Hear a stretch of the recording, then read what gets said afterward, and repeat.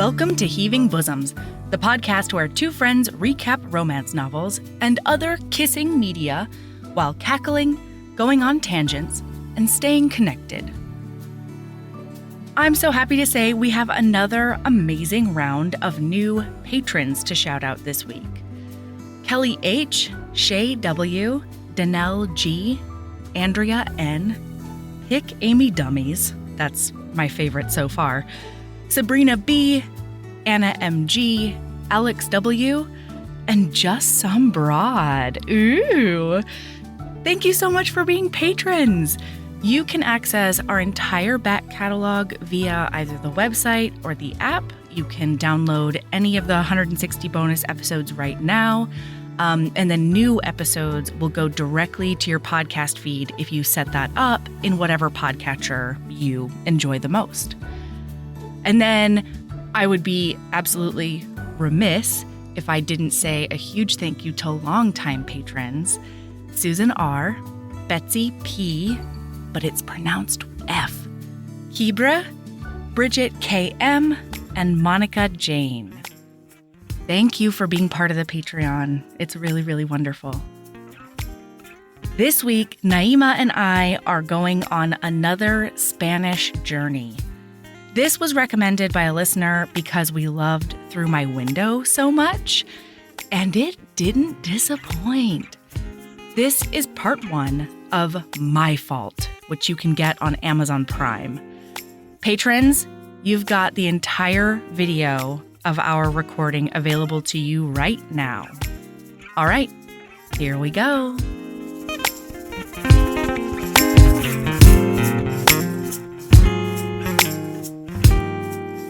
So the multi-pronged thinger-dinger I was telling you about, Naima, it's crazy because so the booth is not big, and I've got a corner standing desk, which I'm very excited about. I'm currently standing, and so I've got the ring light. Okay, gotta look beautiful. Yeah, you understand? You do. Like the light is hitting you very nicely. I have to say, you're glowing. Thank you so much. Then there's an arm that holds my Kindle for when I'm narrating. Then there's an arm that holds my phone, which I have my notes up on right now, and I don't have to touch it if I don't want to, and I don't have to set it down on the table and have it go kerthunk. And then there's an arm that holds my mic. It's big. It's big over here. This is professional. After 5 fucking years, Naima. And one lost booth. That's right. One saga involving the Utah police. Okay? And I am now a professional. But I have to say, I am going to miss the blanket fort. I'm just... there's nostalgia involved, certainly. But I cannot tell you I'm going to miss it. Not only because I would sweat my balls off in there. I mean, I'm going to do that here, too. I know it look like... But also, just having to deconstruct and reconstruct that thing constantly was just ridiculous. Anyway, so we're here now. We are. Yeah, it's big. I get to look at all the red walls. It kind of looks like the Red Room in there. Doesn't it? I know. That also came with my secondhand booth. They chose red. They knew. They knew me. They knew the whole time who was going to end up with it. I know. Ah!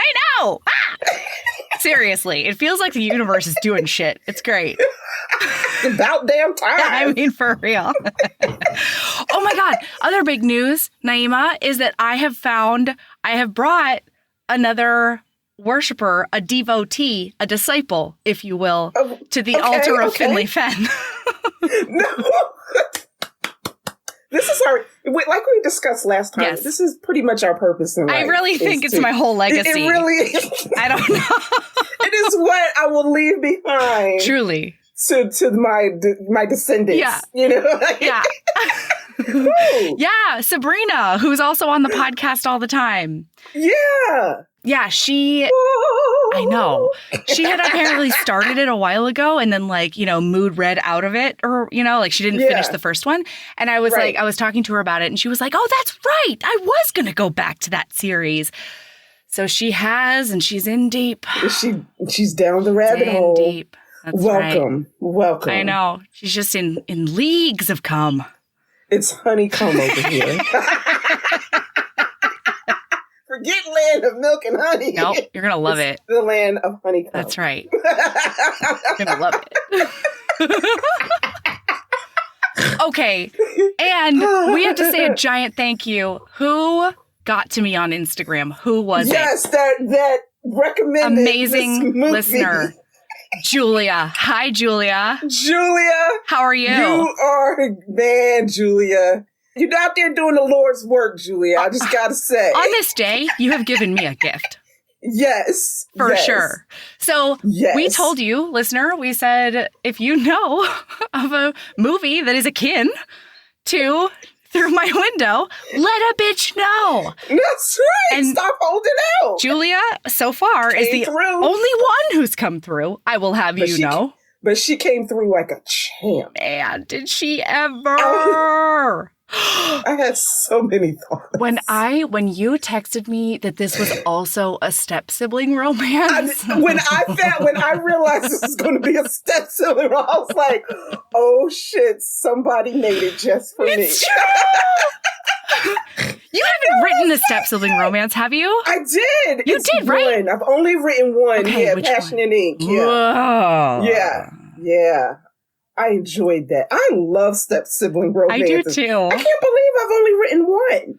I know. Because that's like that's my shit. Yeah. No, it's good stuff. It's good stuff. Yeah. All the conflict, all the angst, the secrecy, the eventually being busted in the fallout. Oh, it's like, it's the trope that just keeps giving. I mean, the one thing that these characters were saved from is the fallout because of other shit that happens. Yeah. So the only reason. It's like Prince William, when all the shit came out about his affair, and then 2 or 3 days later, something happened with Meghan and Harry. And I know he was over there like, thank you, Lord. Thank you. I shall never put this dick in anyone else but Kate again. Thank you for the racism of Great Britain. Thank you so much. That's right. For our colonial legacy of racism and hatred. Thank you. You have saved me from the tabloids. It's true.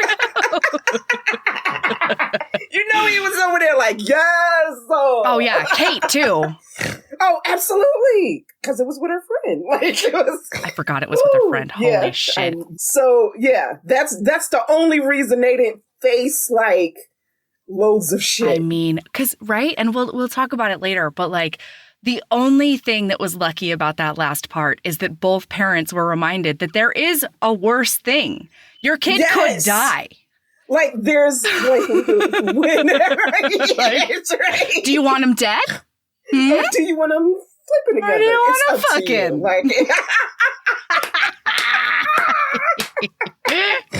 There's something another author told me your characters have to make the choice at the end of the book between shitty and shittier. That's how and I'm like, if this wasn't the case of shitty and shittier, I didn't. It's true. It's true. So true. I mean, listen. They were like, shittier is dead and that's not good. I'll deal with shitty. Absolutely. Not to mention that that mom was the homing beacon of his penis is what saved her. Yeah. The power of his true love and cock stand saved her. Yes. You better let them continue to fuck. Right. I don't know what you're complaining about. Yeah. She got a heartbeat. Uh-huh. That's right. And let's not forget, you picked the guy. Okay, we're getting ahead. We're getting ahead. We're getting ahead. Because this was very confusing to me. I'll tell you that much. Okay. All right. So we've got Noah. I keep on wanting to call her Nora. Can I saved this surprise for you before. Tell me. I was like, should I text her? No. I need to see her face. You're going to tell me live on the podcast? Yes. I'm going to show you live on the podcast. What is it? Tell me everything. You ready? What? Yes?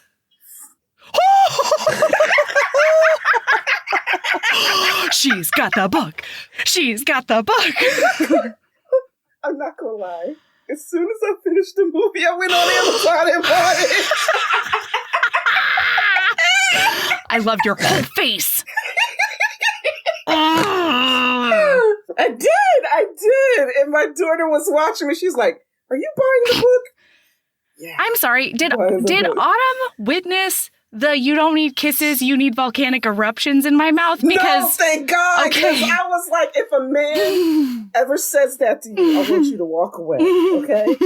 I want you to walk away. I don't know, Naima. I don't think I could give that advice. I don't know. No, it's a problem. No, I don't want to think of my daughter with volcanic eruptions in her mouth. Because we got to talk about that. Like, I want a breakdown of what he meant. Well, what he meant and what it sounded like, I feel like we're two different things. But also, he would listen to the other thing and be like, oh, no, that too, Def. Yeah, that works. Like, I mean, it works. The double entendre is fine. I'm not turning it down. Oh, my God. The fact that Autumn watched the last 30 minutes of this movie with you is life. Yes. It's everything. Yeah, I mean, yeah, and she was like into it, and she was commenting. And I was like, okay, I feel like, we've bonded. Yeah. Like, because she loves romance books too and romance movies. But this one, while I was petrified that I was going to have to watch a sex scene with her and I was like, oh, thank God there's none in the last half hour. Mm-hmm. But yeah, she enjoyed the last half hour. I think she went and watched it. Love it. Yeah. Love it. And then I think she's going to borrow the book, too. I mean... I was like, I'm reading it first. Yeah. Because I'm not reading after you. I'll read it first. I am not touching that book after you have read it. I'm not into it. Because I know things. I know things. I know the things you've read. I don't want it. It's a shame. She's going to be 18 tomorrow, and I'm still like this. I love that. No, she's always going to be your baby. Right. That's okay. Right? So I just don't want to. That's fair. I don't even. Yeah. Yeah. Okay. I do need to talk to you about why it's called My Fault.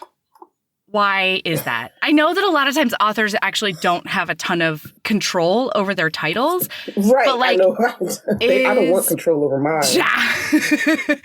Is it that it's her fault that, he lost his racing career?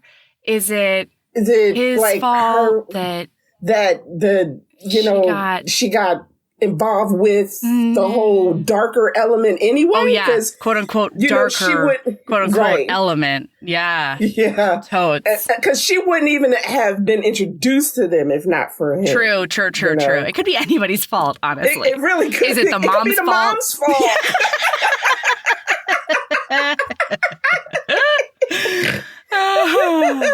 Yeah. Really. There's like a lot of, shaming around here in this movie if you want to. Oh, my God. We could take it from a whole bunch of different angles. Absolutely. Okay. So we've got Noah, and she's fucking pissed, and she's sulking. Okay? Yes. She's in her room. She's not silent about it. No, she's quite vocal. She only gets quieter throughout the movie, which I find to be hilarious. Most of the time, our heroines go on the opposite journey, not our Noah.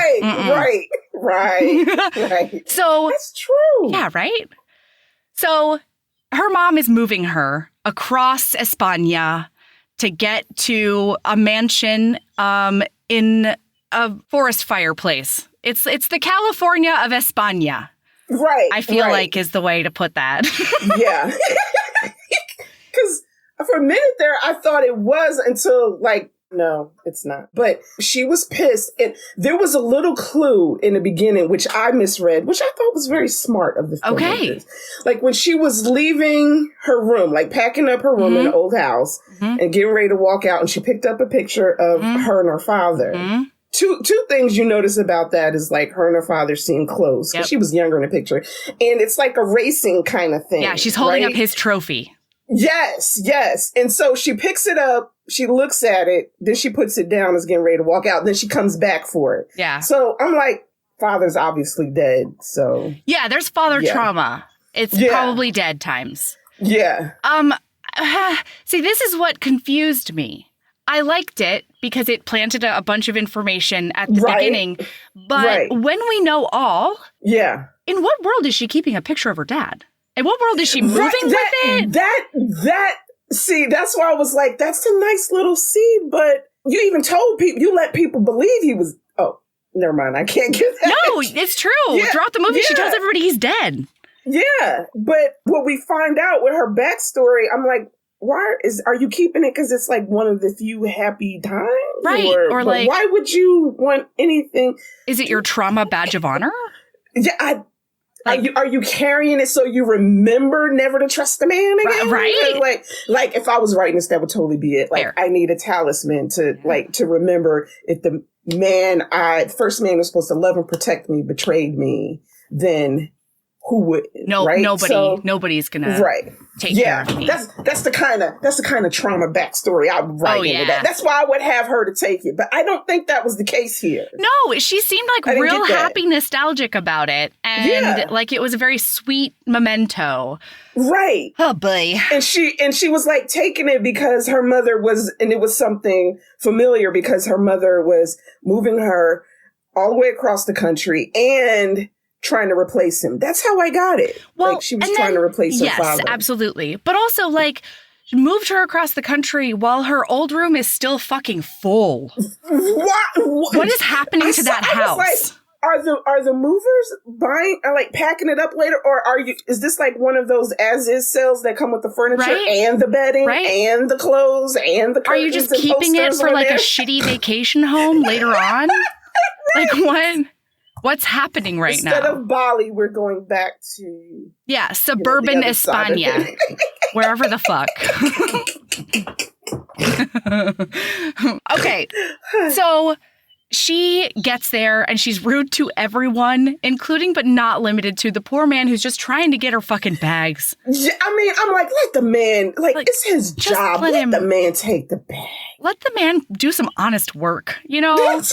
God damn, this is not his baggage. I mean, it's in so many ways. You know what I mean? Like, it's your baggage and also your luggage. Right. But also it's his, just let it, do his job. God. Yeah, and the stepdad is like really, really kind and very hot. This might be the first that I've seen where like the stepfather is that hot. Like, I was like, are we going to have another trope? Because I'm fully on board with it. I was confused, is what I'm telling you. Yeah. No, down, girl. That's the father. And so, it's not who we're here for. It's not who we're here for. It's who I would be here for. Yeah, most definitely. But I was like, wow, okay, Mom. I know. Great. Okay, I can see why you moved all the way across. I'd move across the country for that. Where do you need me to move? Across the globe for that, right. You just pick a place. I'm there. Date and time. Fine. So then she like talks to her best friend on her cell phone and she hears about like the perfect son, Nick, who's going to be her stepbrother. Right. And her best friend's like, oh, he sounds hot. And like, burr, I love, I feel so bad for you that you're so rich now. Because she's legit like Malibu mansion rich time. Like 1% rich. Yeah, maybe even 0.5. I saw her room. Yeah, because it's palatial. Oh my God. I saw her room and I'm like, bitch, what you complaining about? Like, you left a bathroom and now you have a suite. I'm with a balcony and a fantastic view. I'm confused. And like, honestly, if you're nice to him, he'll probably move your boyfriend to you. That's like, the sky's the fucking limit in this house. Okay? Get in on his good side. He might kidnap a man for you. Yeah, that's right. Like, work this angle. What are you doing?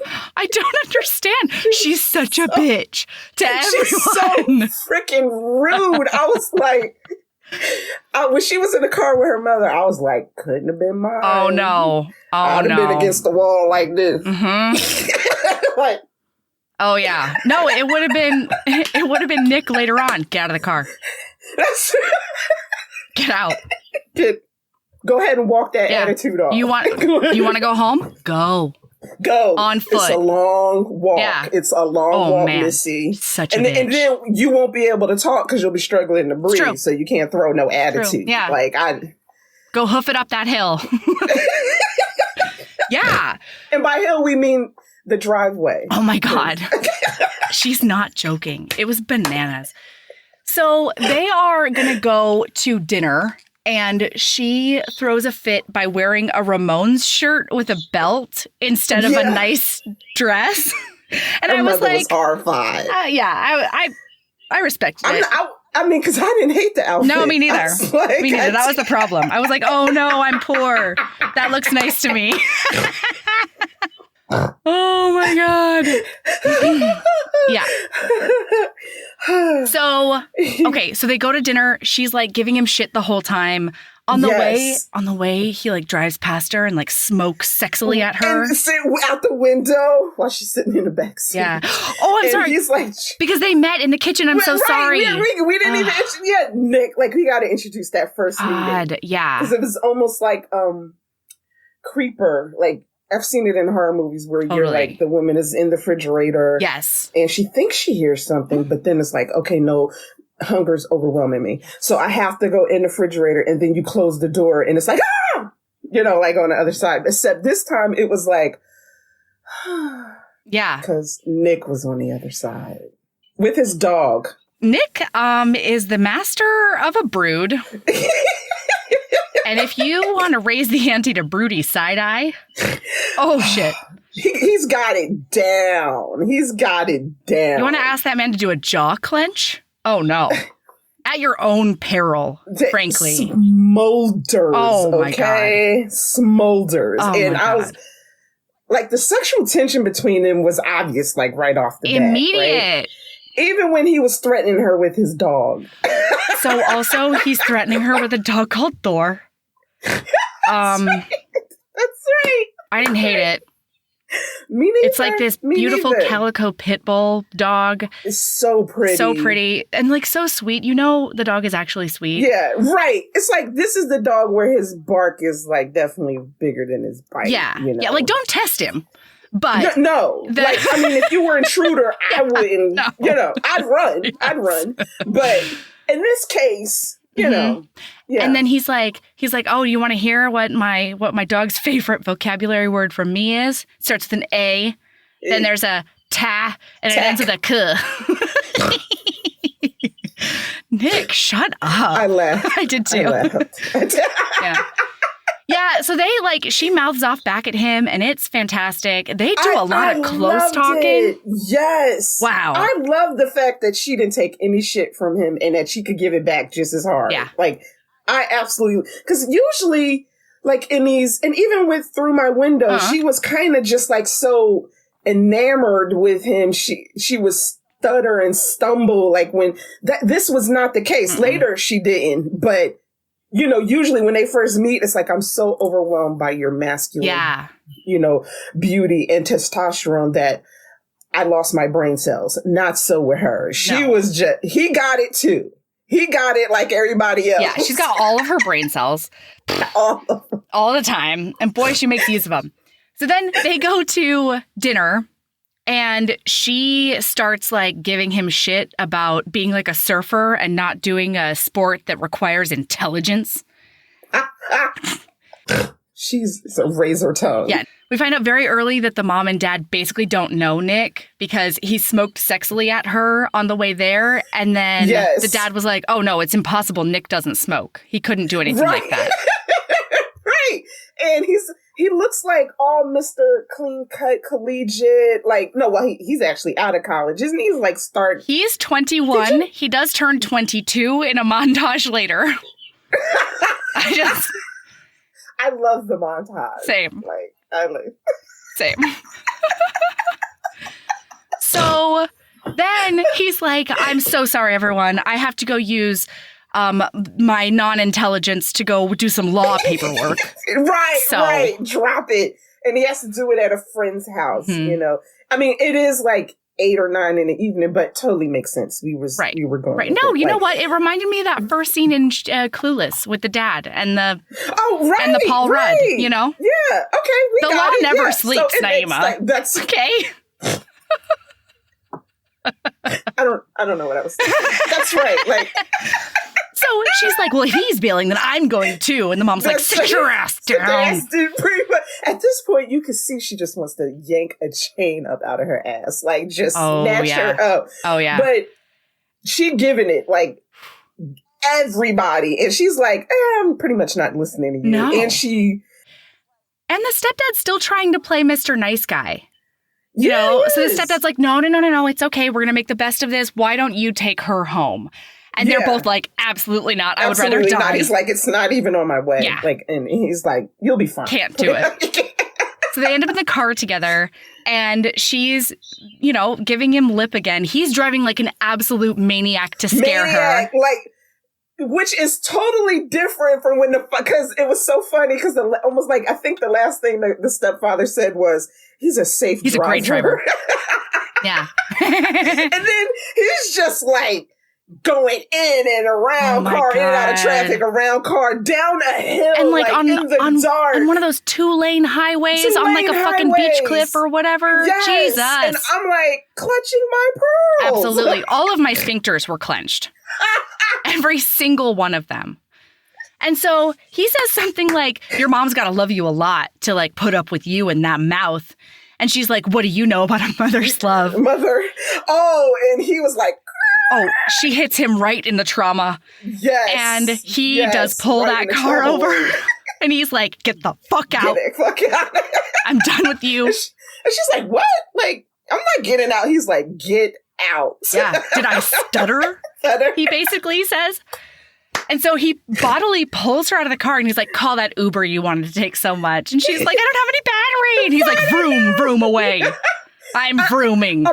Like, did you think that he was, I thought he was going to come back. No, I thought he was going to leave her ass. I thought he was leaving, like to teach her a lesson, but I honestly thought he was going to come back.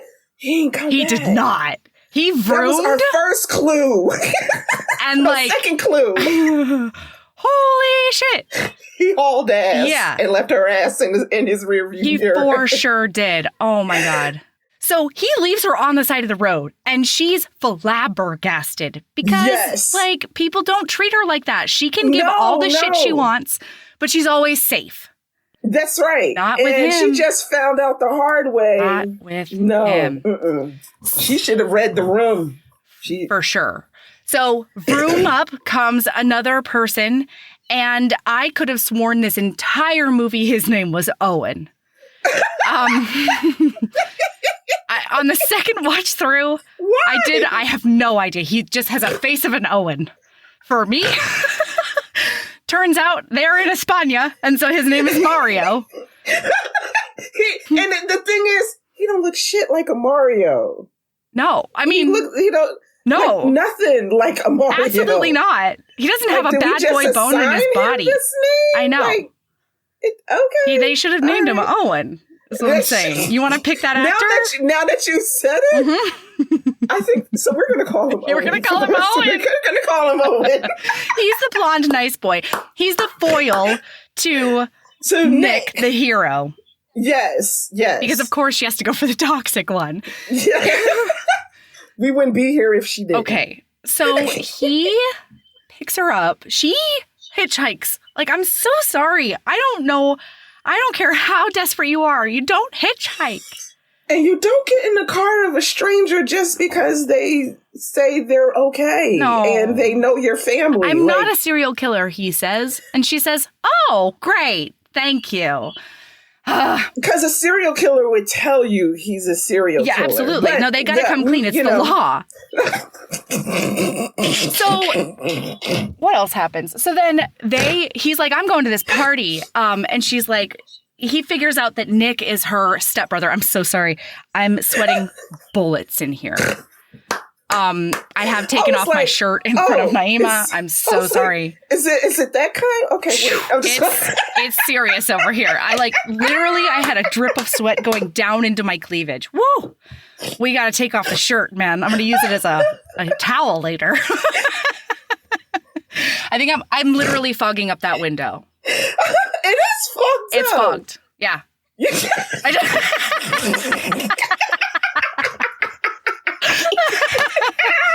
Anyway, so okay, so then Owen's like, oh, I'm figuring out that Nick is your brother. I'm sure, like, now I understand why he left you. He wanted to get to that party super fast. Right. She's like, right. Because Owen is on his way to a party, like he told her, because she doesn't want to go home. Yeah. Like, so she's like, where are you headed? And he's like, oh, to a party. And then, he figures it out. Why? So, oh, my God. I need to talk about this for 8 years minimum. I was hoping you had to, because I, too, need to talk about it for at least a decade. What is happening right now? Because he says, of course he had to go to the party. It's not a party without Nick. We get there, okay, and it's like a posh person's party. It's an uns-uns. Yeah. It's a pool party. But then, it's like, but then Owen, the like borderline bowl cut dude, says, this is a gang get-together, and I'm not shitting you. That's verbatim. This is a gang get-together. That let me know right there what I was in for. I'm like, gang? This made me so bewildered. I'm glad you got some, knowledge from it, because I was lost. This was my mouth. I missed it the first time, honestly, and I went back. No, I caught it. I was just like, I guess the colored bandanas. It was like Crips and Bloods. Oh my God. But what? But so it was meant to be confused. That, but it super wasn't, because it was a Hollywood party. It was a Hollywood party, and this blonde bowl cut boy says verbatim, this is a gang get together. And then I'm going to paraphrase Ronnie, that dude with the tats. He's a dangerous man. He just got out of jail. Stay away from Danger Man. And then verbatim again, I wrote it down. He starts pointing around the party as they walk. Those are the purples. Those are the blues. The green ones are over there. That's us. He points to the red bandana kids. And then he points to the shirtless, jumping up and down, waving around a bottle of vodka guy. And he says, and that's our leader. What? I'm like, surely at this point, I'm like, the translation must be different, because I read the subtitles too. No, but I'm like, when they translated it from Spanish to English, surely there just wasn't a word for what we just heard. Maybe. Did you mean click? Because damn sure wasn't no gangs. We in the U.S., we know what gangs look like, and it was not that. No. Those were clubs. Those were clubs. Those are clubs or cliques, absolutely. Yes. I'm sorry, but rival gangs don't go to pool parties together, with that much space, 4 feet separating them, this is our side. That's right. This is your... Oh, it was like Dirty Dancing. This is my personal space, your personal space. Don't come into mine. Truly. But it was the friendliest gang party I've ever seen in my life. Listener, when I tell you that West Side Story was 18 times more badass than this, I'm not fucking around. And they danced and sang. And, at least they had knives. Jets and sharks. The sharks. They had the green, purple, or the blues with color-coded bandanas. And then later on, listener, color-coded rally cars. What? It sure was. It was. That was the second watch through, too, that I realized they were color-coded cars. I missed that. Holy shit. I totally missed it. It just keeps getting. This thing was a gift on every fucking level. I told you, I texted you and I said, this movie has everything in it but the kitchen sink. Truly. There are fucking gangs and gang colors. Yeah. And the way that they're you're with us now, girl. Here's your bandana. I'm tying it on your shorts. But wait. There's no jumping in. It's just, you're at the party here over in our side. I'm gang now. What? This isn't on Wednesdays. Gang we were now pink. Will travel. Yeah. What? This is...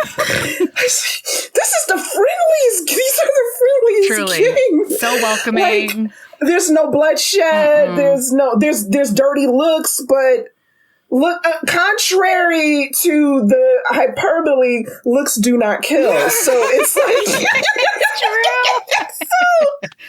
It's true.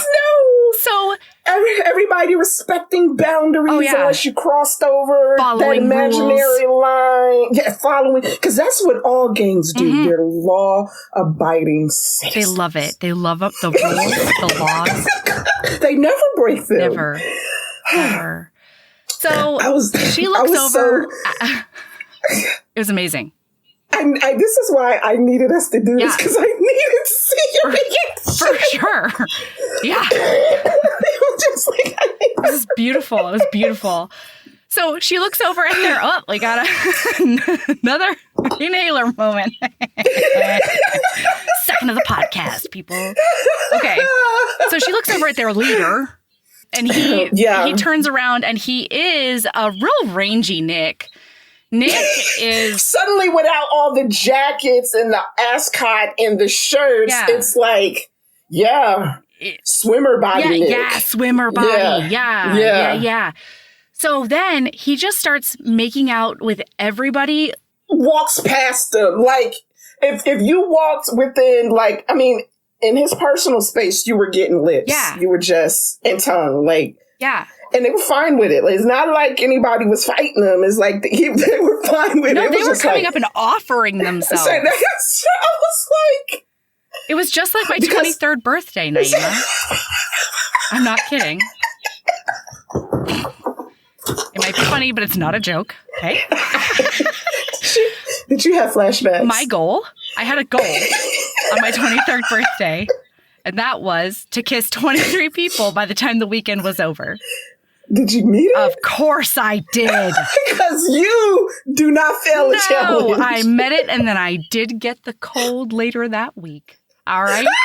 I was laid up with a big germ.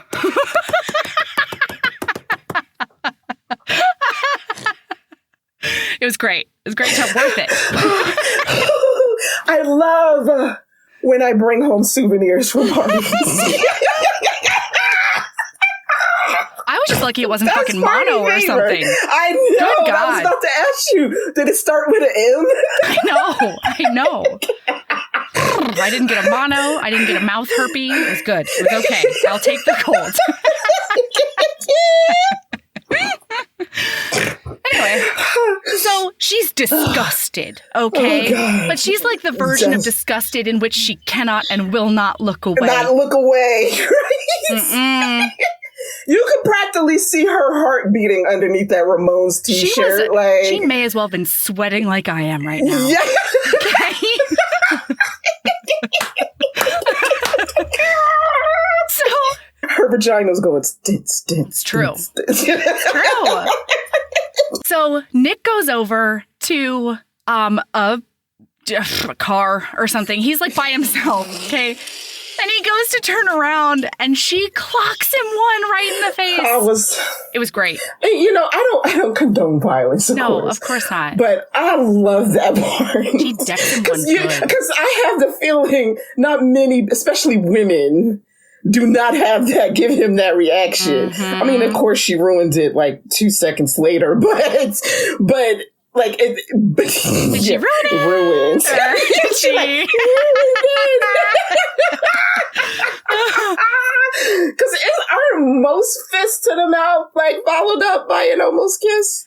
You can make an argument. Yeah. You can make an argument. Naima, one of the names that we threw around early for heaving bosoms was slap, slap, kiss.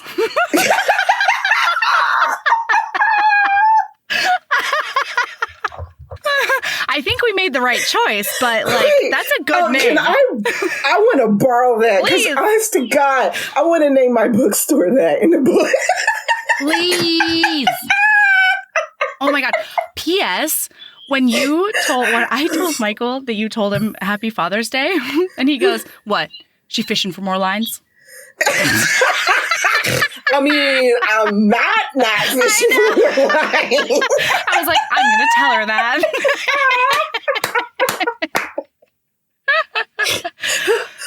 Ooh, great stuff. Yeah, okay, so God. Please name a bookstore, Slap Slap Kiss. It's going to be a romance-themed bookstore, and it's going to be Slap Slap Kiss. I swear to God. Wait, where's my pen? Oh, my God. Okay, so then he backs her into a car because he's like, go home. And she's like, oh, you can't tell me what to do because I'll tell your dad on you. And so he backs her into the car, and she's like, oh, your dad thinks you're so perfect. And he says, I'm perfect in many ways, my love. I wrote all this down. And then she says, modesty isn't one of them. And he says, you're the only girl who's concerned about my modesty. And then she says, well, maybe I'm not like other girls. Oh, that was a great comeback. It was great. It was gold. And then he does a big neg on her, but a sexy one. I've never actually seen a sexy neg before, and it happened in front of my eyes. He says, I think you are. Ordinary lips, a weak and empty gaze, a neck. What, sir? A neck is what we're going with. Cool sauce. Probably fine.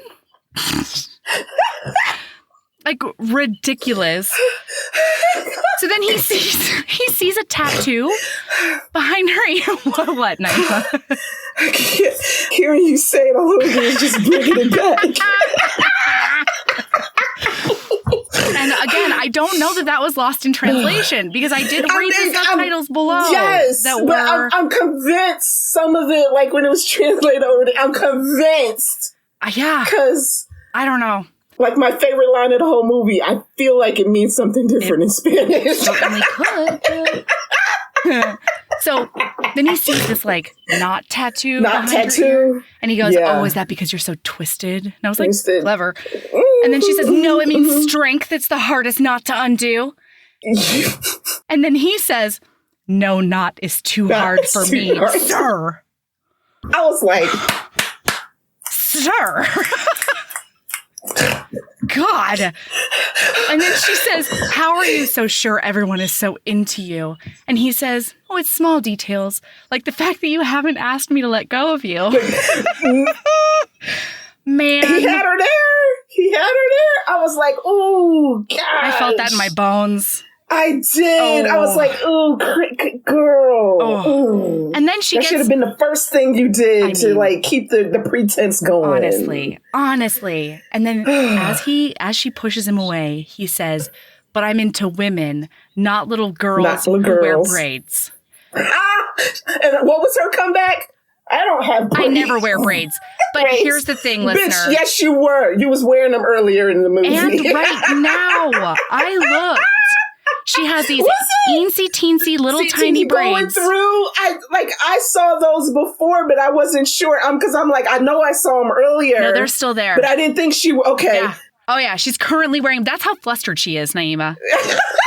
Because I'm like, never is a very strong word. Mm-hmm. Like, kind of like that knot. Like, it's very true. I'm sorry, ma'am. You're gonna undo your not for him by the end of this movie, okay? Yes. Good Lord. He's not even going to have to undo it. You're going to undo it. You're going to be in there. Again, not judging. No. Not throwing any stones. No. So he's like, you stay out of my way and I'll stay out of yours. And he fucks off. And then we meet Jenna. She's in your gang now. Yeah. She's in your gang. You're never getting rid of her. She's been initiated because she walked in. The only way out is death. Oh my God. It's so good.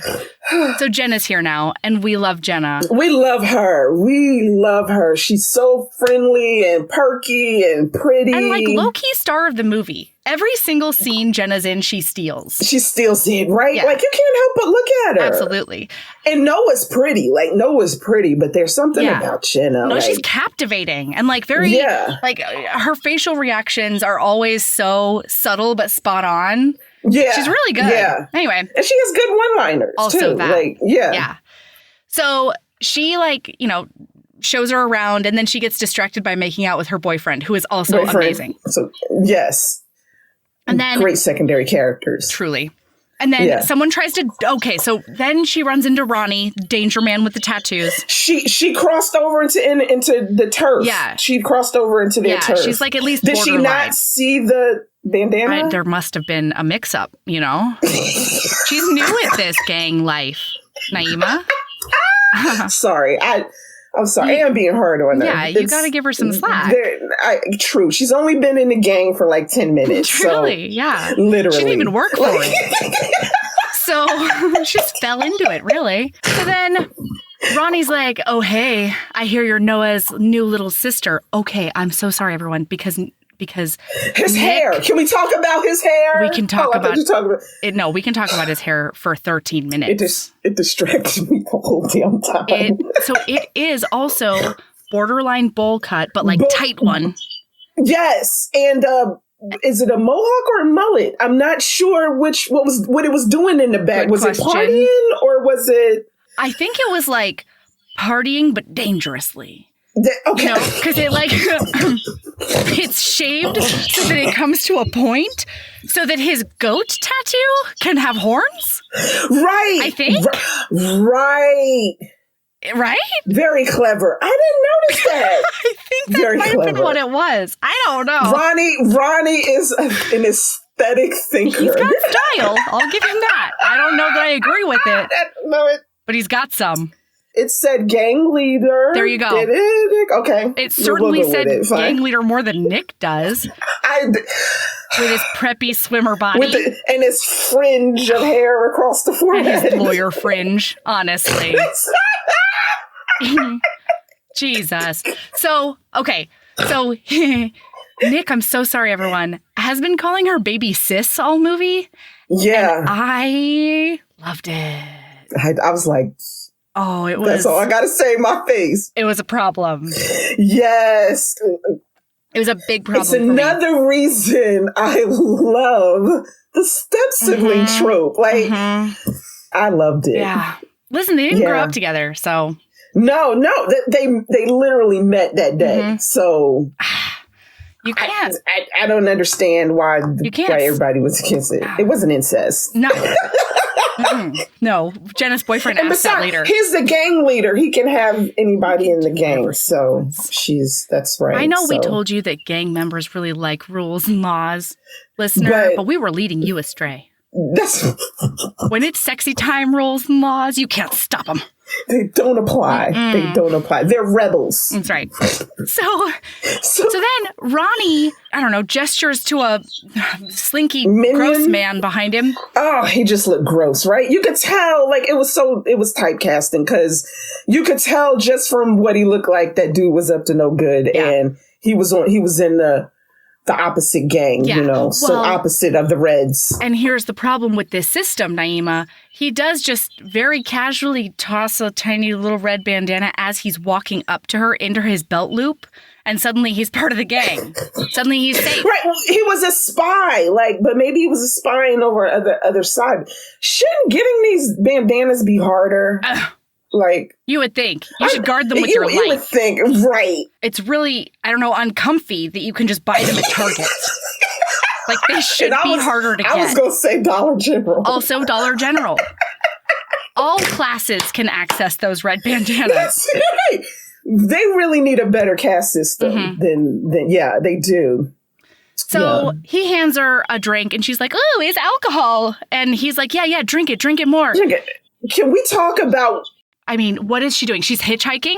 Yes. She's taking drinks from strangers throughout the movie. This doesn't stop. And she's in gang territory. That's the one. The rival gang territory. Taking drinks from strangers. I can't with this woman. With that hair. That's number 4. She's a Bambi.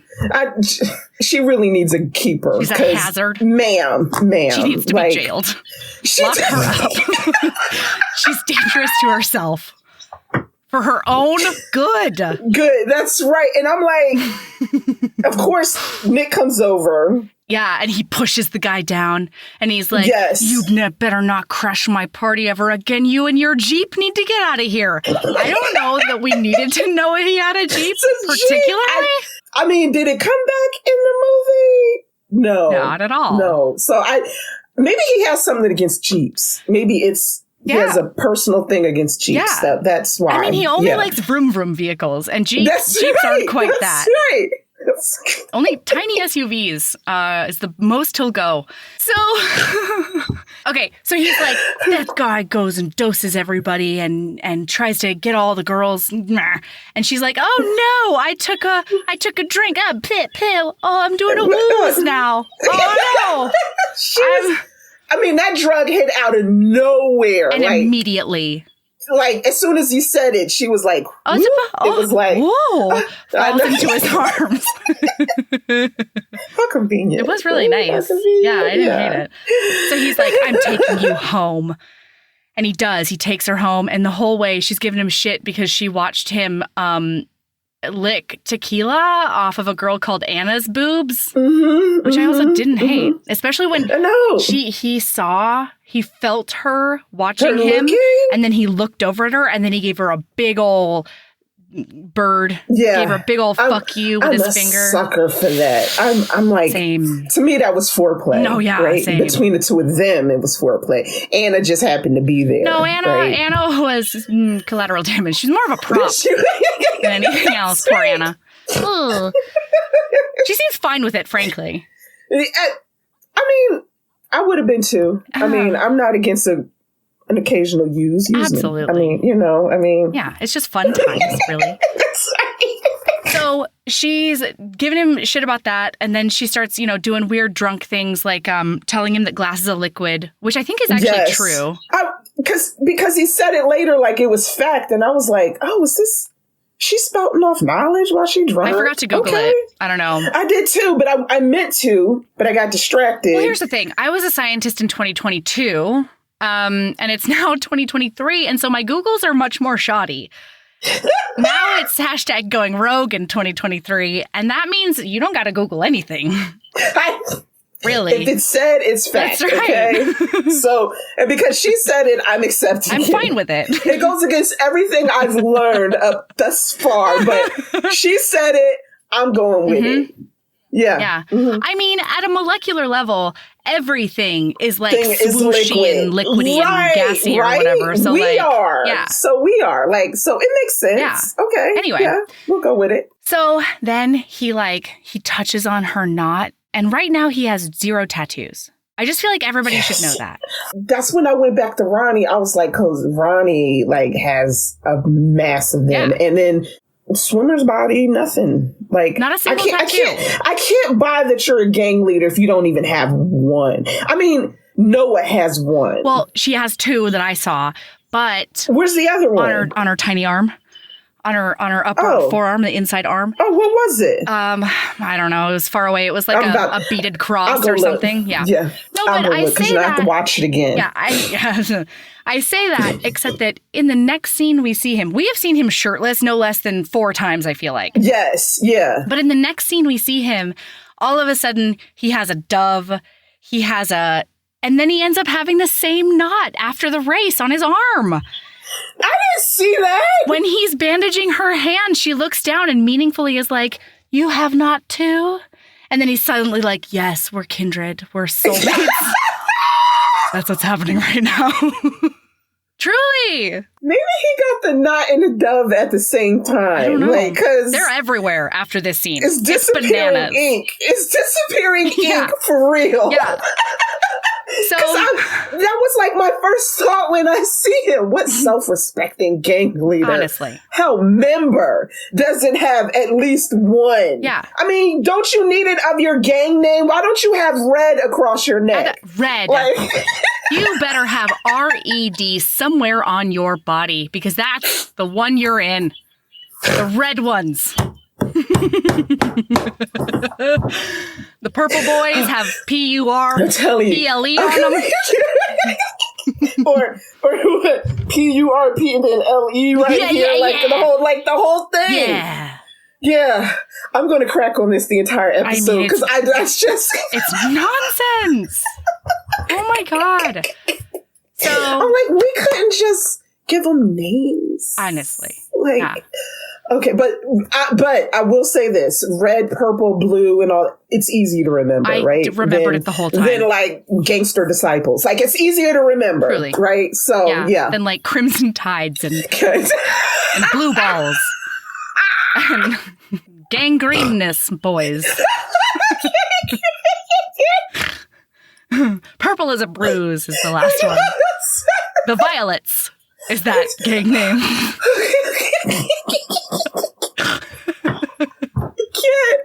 I want to come up with terrible gang names for the rest of my life. I do too, because it will be, all of them will still be better than the reds, the purples, the blues.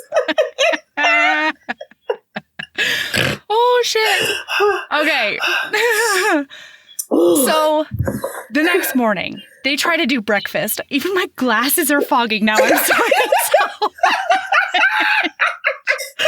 Ooh, look at him glistening. I'm literally wet. Look at you. But you glisten so prettily. Don't I glow. You do. Thanks. It smells fine over the light here. Just hitting you. Yeah. I'm radiant. Light just bounces off of me now. So the next day at breakfast, her mom's like, oh, did you meet any boys who are your age? And she's like, Dan is so much better than any of the boys that are ever. Why did you ever try to talk to this chick? Jesus Why? Lord. And then it's like a bullet every time you try to talk to her. You just get cut the fuck down. So she goes storming out, and then he very quietly is sitting there eating a croissant.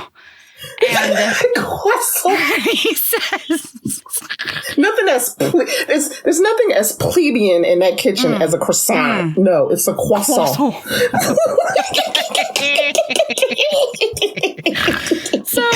he sits there and he goes, Dan?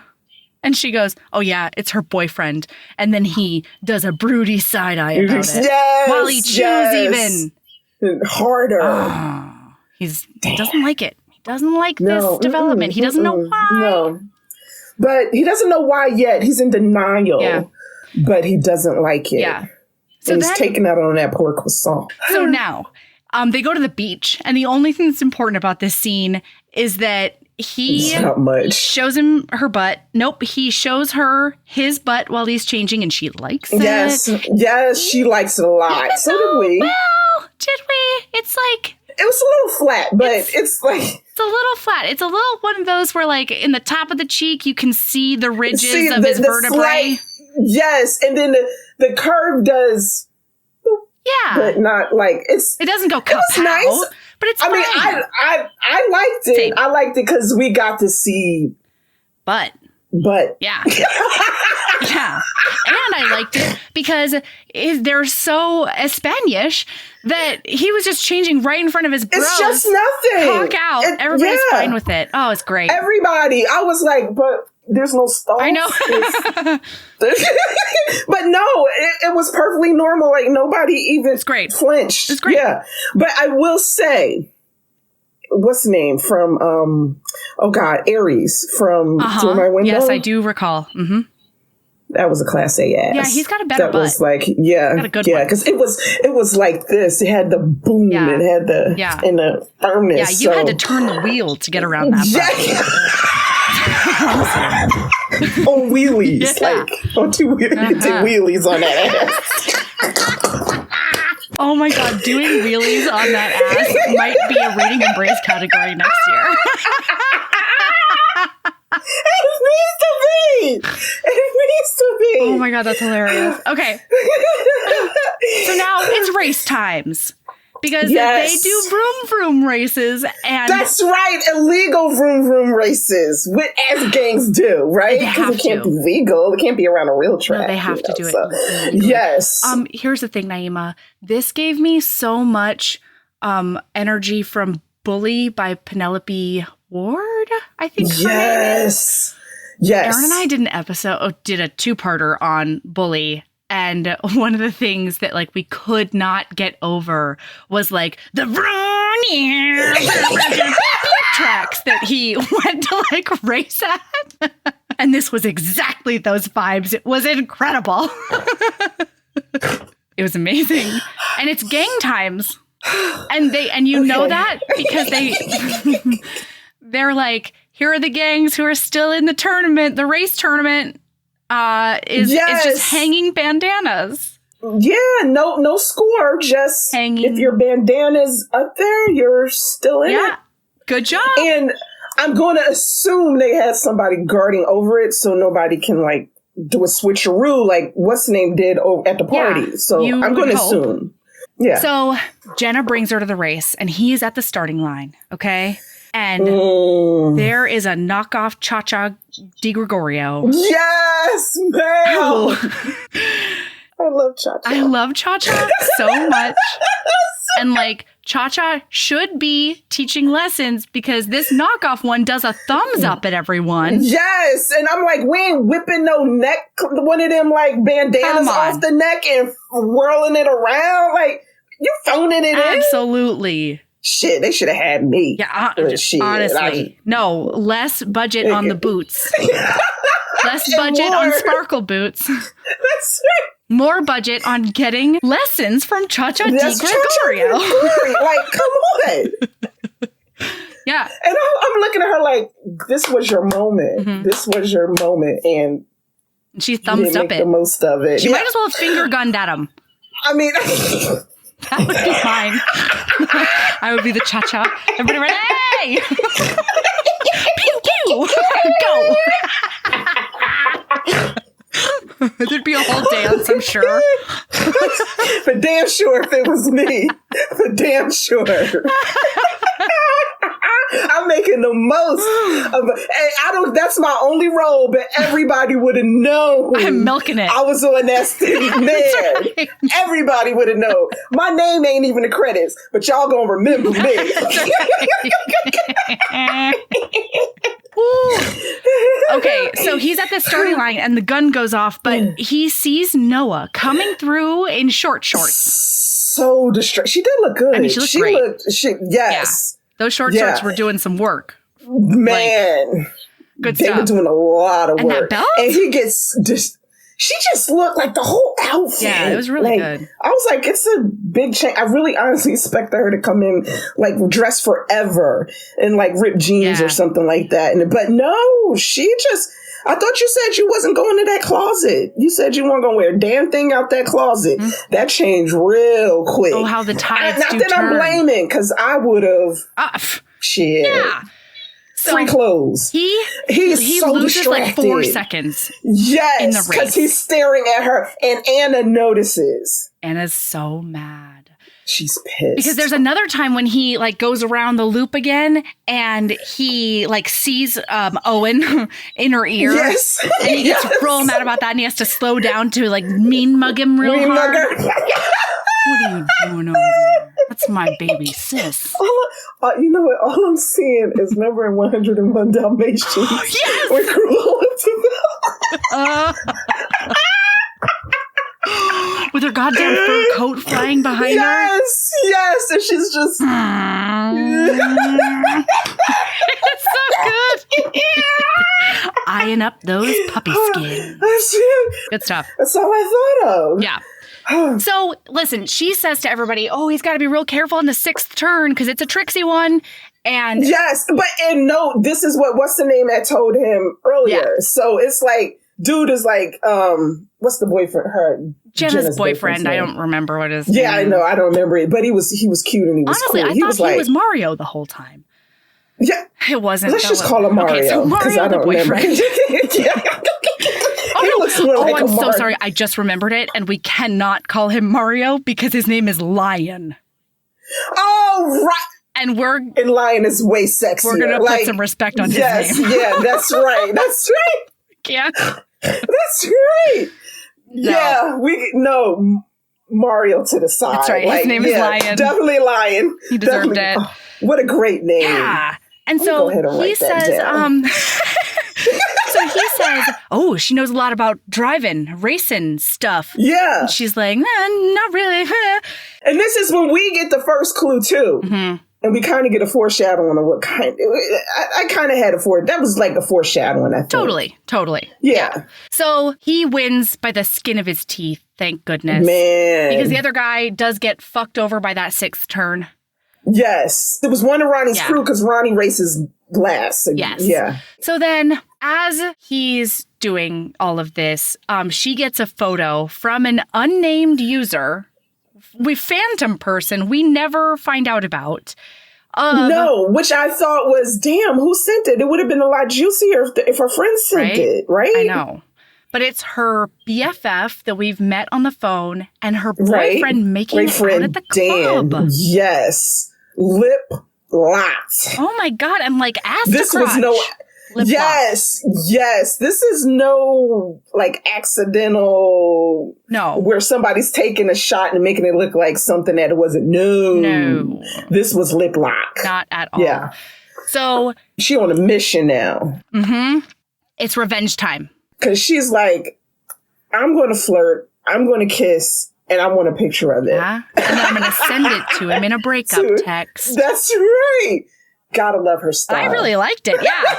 So then he spends the next, 2 hours of real life watching her, do a hip thing on the dance floor. She was dancing. She's doing good work. Yes, she was. Yeah. She working them hips. Yeah. I was impressed.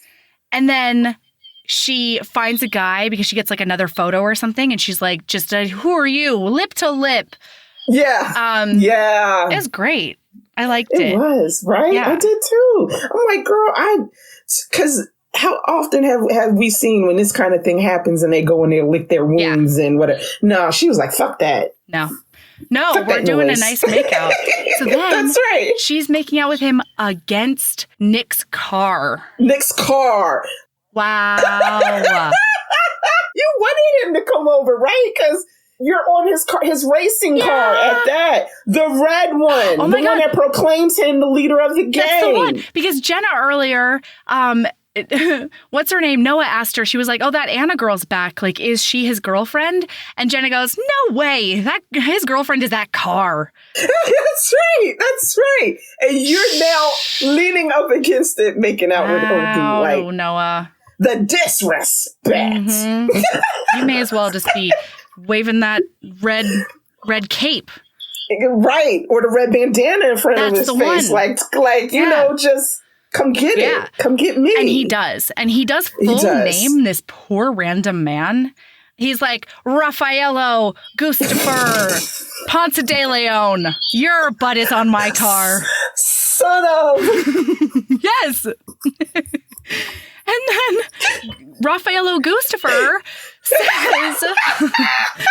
says, oh, I'm so sorry, Nick. And fucks off immediately. Oh my God. You might as well have said him, you've forgotten the face of your father. Yes. That's the whole tone, right? It was the whole tone right there. And dude is shamefaced. Yes. And scared. So he fucks off. And she's like, why do you have to scare off everybody who's near me?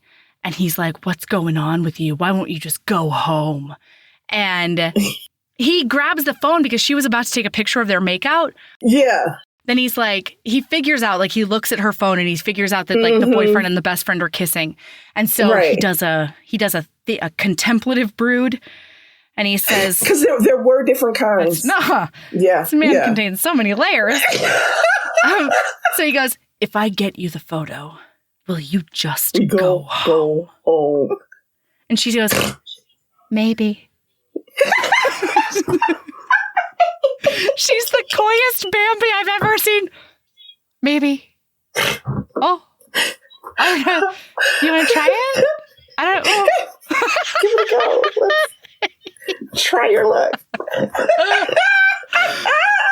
And so he does a through my window. Julia, how did you know? I mean, I'm sure you're just so good. He takes his 2 fingers on the inside of her knees and he slowly parts them. Lord, that gets me hot every single time. Oh my God. Now I believe my knees are erogenous zones because of these 2 movies. I mean, first of all, they are. Right there. The backs of your knees are totally erogenous zones. But the inside too? Yeah. Mm-hmm. I mean, I think it's got to be paired with that brood. Oh, hold on. Let me check. Mm-hmm. Mm-hmm. Yeah, you're good. Yeah. Yeah, that was science. We did science just now. I said I left the science behind. I lied. You did not. No, never. Science is your life. Once a scientist, always a scientist.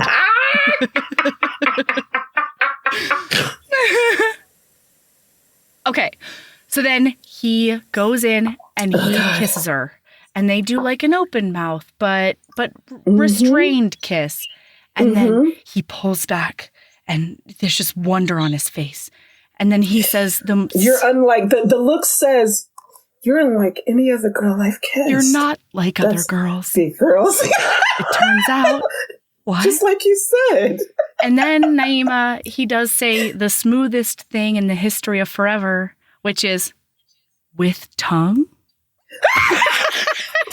Listen, consent is sexy. It worked. It was ridiculous, but it worked so hard. Didn't it? I was like, huh. Because she goes, and then like we did. And then they start doing this Nutter Butters makeout. Woo-hoo-hoo. And he gets that pic, and then he pulls back, and he's like, you have to go home. Yeah, like, what the hell is it? That was his whole thing. Like, what the hell did I just do? I'm overcome. What have you done to me? Oh, no. with the whole face to the hills. Look. Yes. So then he's like, "You wait in this car right here so nobody else can see that ass coming out of those short shorts." That's right. You've been showing them all night. I'm going to go tell Jenna that she's taking you home. And she's like, "Okay, whatever you want." Oh, no. So she gets in the car. She sends that breakup text with that up-close photo of that tiny makeout.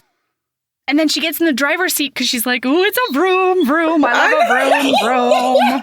Yes. Get it, girl. Yeah. It feels so good. Vroom. Oh. She's like, gas pedal. Yeah. So then he goes, and his whole thing is, "I don't know what the fuck is going on with my baby sis. Nope. But I have to put this energy somewhere. And I have put this energy in Anna before." That's right. So, like, he done put that big D energy in her before. I could probably put it there again. And poor Anna. Anna's just like, because I can't put it on the stepsis. No. And I'm like, Anna, love. You're not questioning at all. I mean, why he's coming up to you hot and horny, already hard. Listen, like not one question. If I was Anna, I would have probably flattered myself and been like, "Oh, he just wants me. Oh, he wants me that bad." Like, yeah, I get it. Too. I'm in a self-delusion, so it works for me. Why wouldn't so he want all that's this? true. That's true. I would have said that. Yeah, and she was hot. So he's for making Michael's Father's Day card, I made him a card that the front said, "You're a DILF," and then the inside said, "What? Devoted, involved, loving father, get your mind out of the gutter, Melody." And then when I actually wrote down, my first line was, "Ha! Put your mind right back in the gutter, you know me." Because, I'm an Anna. That's right. Oh, wait, you in the car? Anna. You think we have time? Oh, okay. Oh, yeah, that's right. Absolutely. That's right. Put a seat back. That's right. That takes too much time. Big Anna energy over here. Just hike them hips. Hike them hips up. So she's sitting at the starting line pretending to vroom. Vroom, right. And Ronnie pulls up next to her. In a lime green car. Because we're keeping the colors straight. Listen, we're keeping the colors straight. Me. You know? Oh. It helped me know who was on what side, like what rivals, because that was their hugest rival. Mm-hmm. We never found out why. For sure not. No. But No. It didn't matter because it just was some like nature. You know what I mean? Yeah, like, I get it. You know, there are natural predators and rivals in nature. This is one of them. Right. So we're just accepting Absolutely. it. It's the hierarchy of things. That's right. It's the circle of life. Oh, that's one.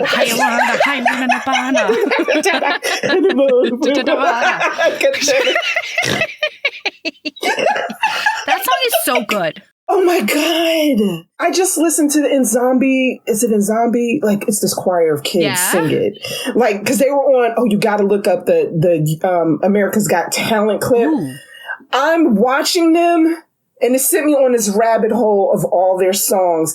I cried, and I ain't a crier. I freaking teared up. Like, listen to Circle of Life by them. It's like you get chills. Oh, that's so cool. All right, I'll try to I'll send you the link. Okay, cool. I'll send you the link. And then I'll put it in the show notes, listener. Yeah, please do. Yeah, you got it. I want everybody to cry with Hell me. Yeah. Okay? Hell yeah. Right, know I will.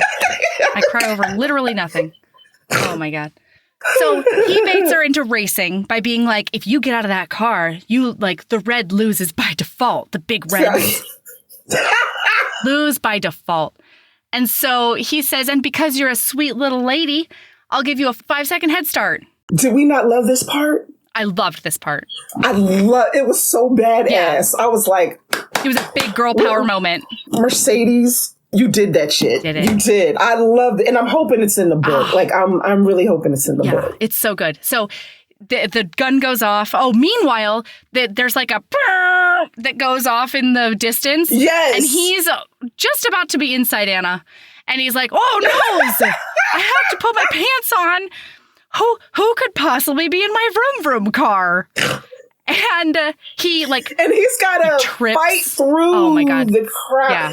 I mean, for being a gang leader, nobody respected his authority and just moved out the way.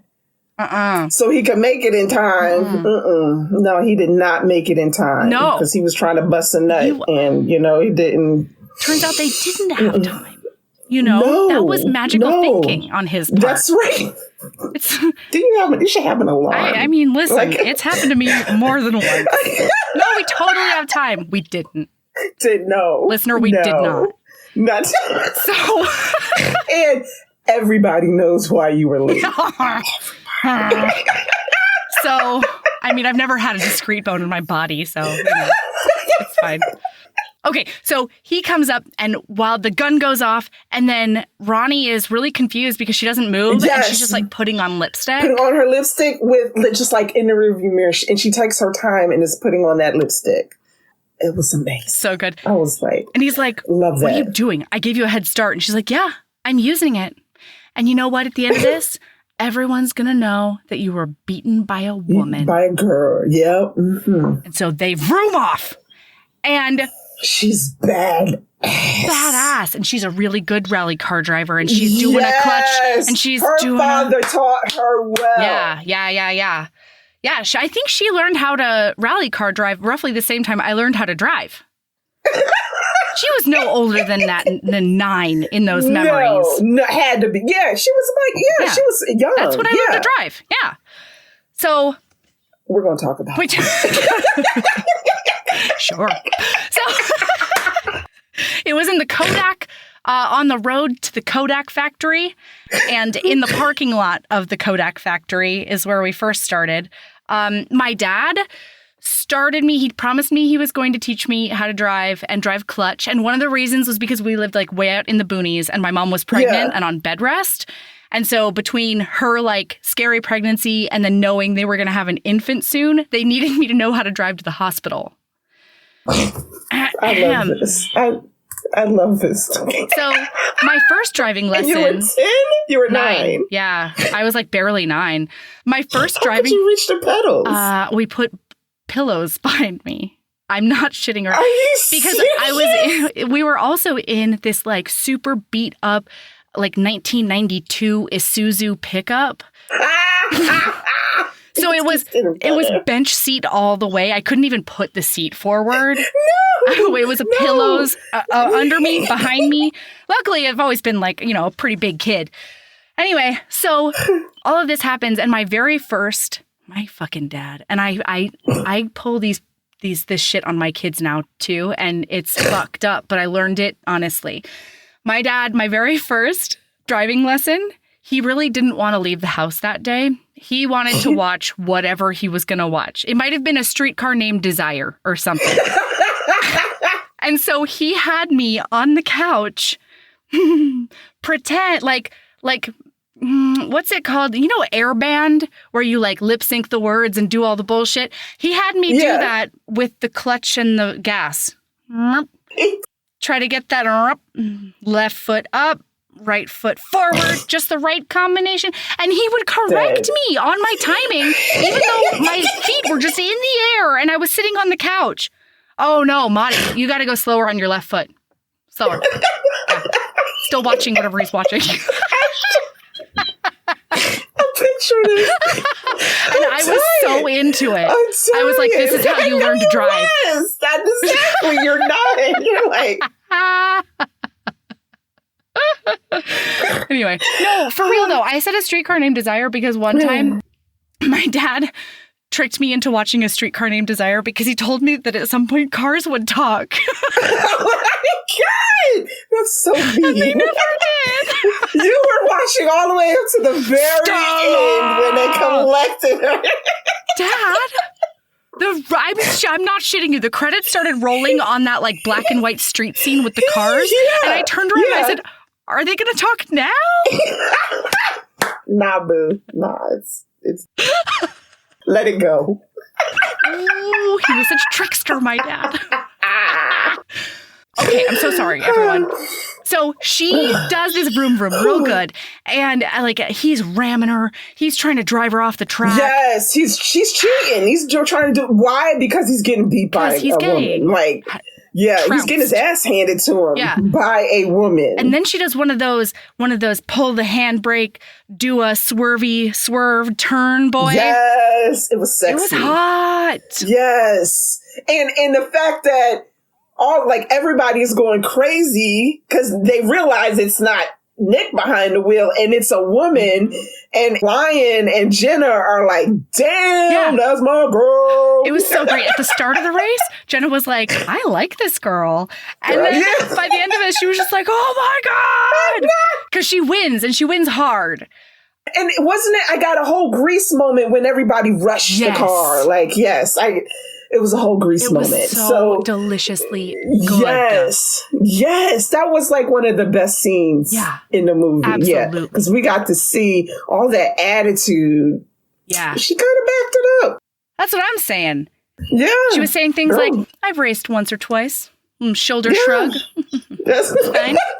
Turns out. So then it does happen that she was tricked hard. Yes, by Ronnie. Yes. And the fact that she raced and not Nick does mean that they lost by default instead of her getting out of the car. Yeah. And so he has to give up $15,000 and his whole car. And his car. That red one. That hurt way more than the $15,000. Personally, I was like, $15,000? Yeah. That's kind of cheap, ain't it? I mean, look where you live. I mean, it's kind of cheap. But but the car is like $100,000 car. Easily. Yeah.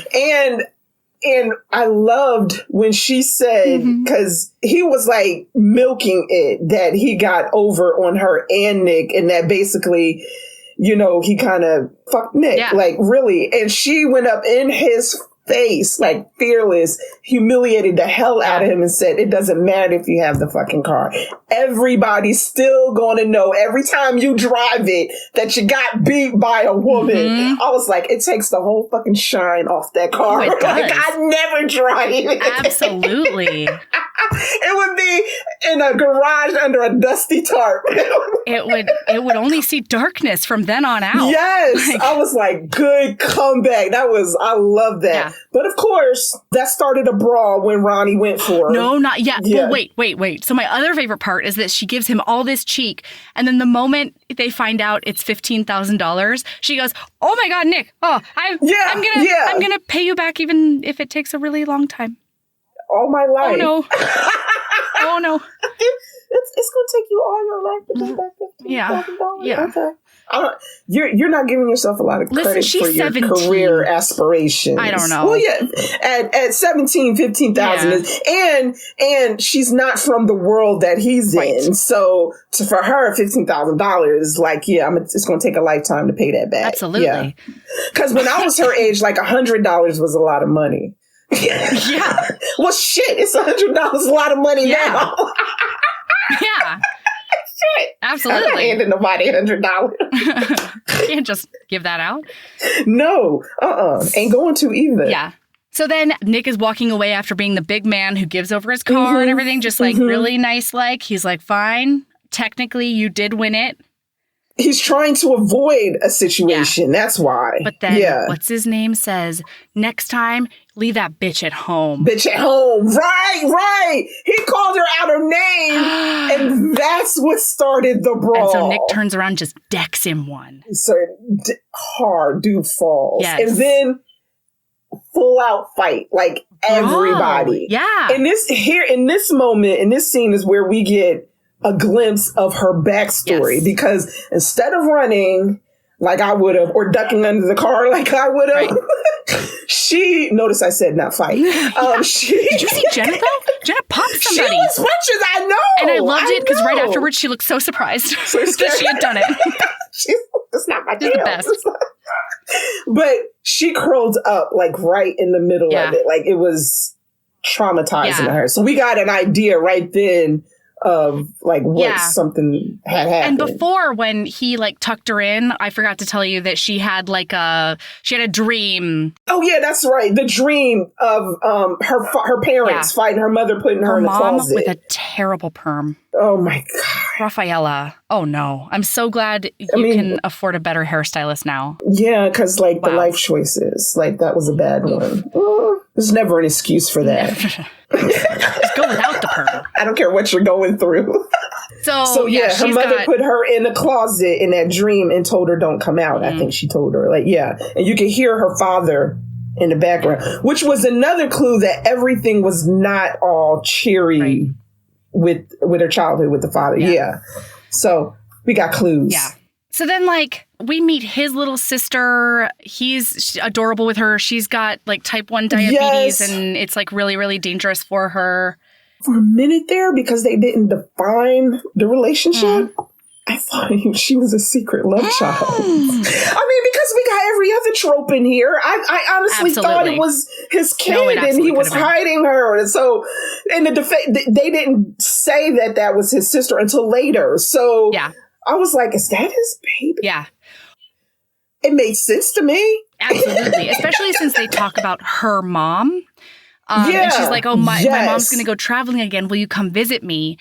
Right. And then she's like, what if my mom never comes back? And this is when... Never mentions the father. No. So I'm thinking he the father. Well, so the only reason, because in this scene, she's like, what if my mom never comes back like she did for you? And then he says, oh no, I was a bad kid, and you're a beautiful, perfect princess kid. Oh, he was so sweet. It was really, really, really sweet. Yeah. So anyway, he misses a gala because he wants to spend time with baby sister. He's been sulking for 4 days because of race loss. Right. She hasn't seen him. Race loss. Sounds like a social issue.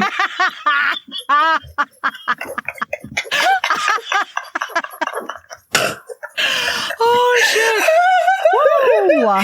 Sometimes the shorthand gets confusing. Oh, my God. So he comes home late at night after the gala. She's in a cutout gown. Right. And when he gets home... Again, another gown she was not going to wear. That's the one? Yeah. But she's petting Thor while laying on the chaise lounge, and he can't handle it. He can't. No. At all. No. Because Thor's his dog. Yeah, and she's hot. supposed to be barking. Right. Which she was in that dress.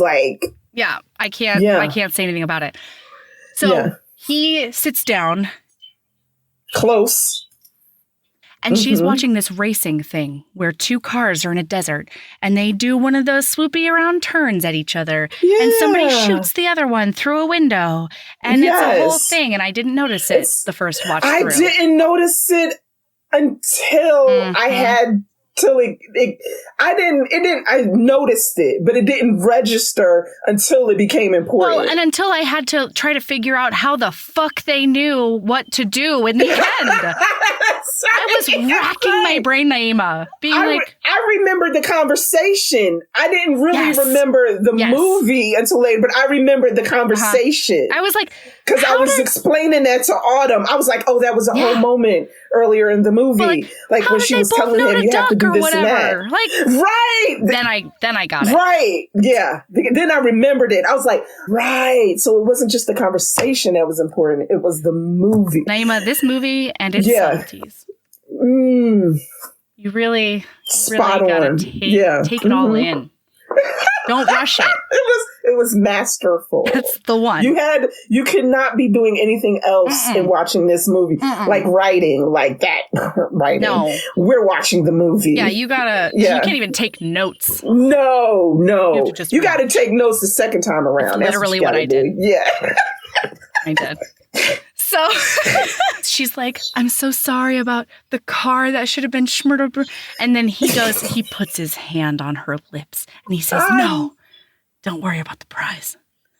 And then he does a big kiss on her. And then she straddles him and they're doing a big makeout. And he says, this is so wrong.